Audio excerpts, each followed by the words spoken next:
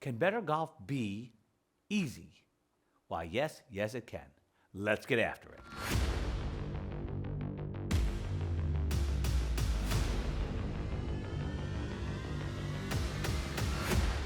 I have been using TrackMan technology for 12, 13 years now. It tells you what the ball's doing. It tells you what the club did to create what the ball's doing. What I have found is that golfers of many levels, if not all of them, are terribly consistent, believe it or not, in how they move the golf club, the path that they move the golf club on. It's a very distinct pattern. Now, you would think that this high degree of consistency makes them consistent at golf. You'd be wrong, because the big thing that eludes them is the club face relative to that path. And that's what we're going to learn how to take care of in one super easy lesson. When there's no difference between the face and path, there's no curve on the golf ball, especially with an iron. We're not talking about gear effect right now.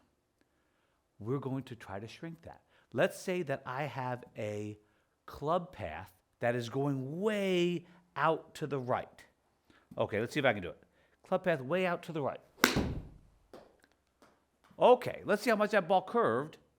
Oh, goody. It hardly curved at all because I matched up the face to the path. Now, let's say I had the same kind of path going way out there to the right again and had the club face close to it.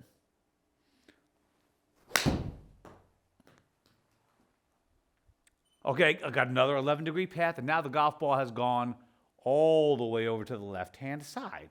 All right, that's because there was a bigger difference face to path. Big difference, big curve. Now, what about the average slicer? The average slicer is swinging the club to the left, and the face is to the right of that swing. And there's the golf ball curving off to the right. Now, you could spend weeks, months, potentially longer, trying to fix that swing direction. Or you could simply take the same guy. Let's see, what do we have there? We had a club path of 6 to the left. All right, if I got 6 to the left of my club path and matched the face to it,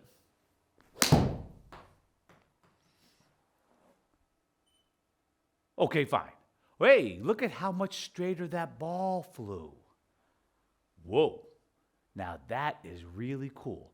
How did I do it? Okay, the simplest way to affect your face relative to whatever swing direction you happen to be moving in is by moving your hands on the club or the club in your hands. Now, generally speaking, we would like to see a person with about 2 to 3 knuckles showing, but folks, that's a jumping off point for the grip because not everybody's hands hang down the same way. Notice my back of my hands actually is facing you almost. Some people are more like this. So we have to have a way to fool around with it. I have a slice pattern, perhaps.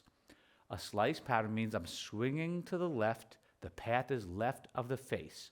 Or I could be swinging straight, but the path is still left of the face. Or I could be swinging to the right, but that's a push fade. The path is still left of the face. That's what a slice is. The face is right of the path. Right here, let's see if I can do it. Okay, that club path is straight. The club face made the ball take off to the right. You don't believe me? Let's take a quick peek at this. So there's our evidence. We had basically a dead straight path. Point 2 is straight enough for you. But we had the club face was 3.6 degrees right of it. Now watch this. I take that same guy, provided I have a lead hand, left hand, if you will, grip that's fairly sound. Between 2 and 3 knuckles, for most people, is going to work beautiful. Fool around with that. Provided I don't have my club way down in my palm like this, because that's a disaster. Okay? Fingers perpendicular. Heel pad on top. Please, everybody, do it that way. Now listen, that face is only 3 degrees open, and there's only 6 degrees between every tick of the clock face. That means I don't have a lot of work to do to square the face. So I'm going to take my grip from here just a little bit over this way. Let's see what happens. Same guy, without having to change my swing at all, can I match the face better to the path? Folks, something happened there. I'll be darned. I hit a draw. I just went from slice to draw with one easy maneuver. Now, what if I did it too far over? Adjust again. This is super simple. It works. Most people have their hands on the golf club in a way that can't work. Check out this video. I've seen it where I have had a student come in with a 4-knuckle grip. They've come to the top of the backswing and the club face is facing that way. We call that cloping. It's so closed it's open now. They come in like this and, oh gosh, I'm going to hurt myself. I feel it. You know what? I'm going to try to hit this as straight as I can anyways. Oh my goodness. The ball's going to hit my foot. Okay, nope, I couldn't overcome it. Hey, wait a minute. I couldn't overcome it. I'm a golf pro, okay? And I was fighting to get that face to not be so closed. And even though my club path was still positive inside out to the right, the ball took off left and went into the poop to the left. Take that same grip and just bring it over to 3 knuckles, Dunigan, just 3.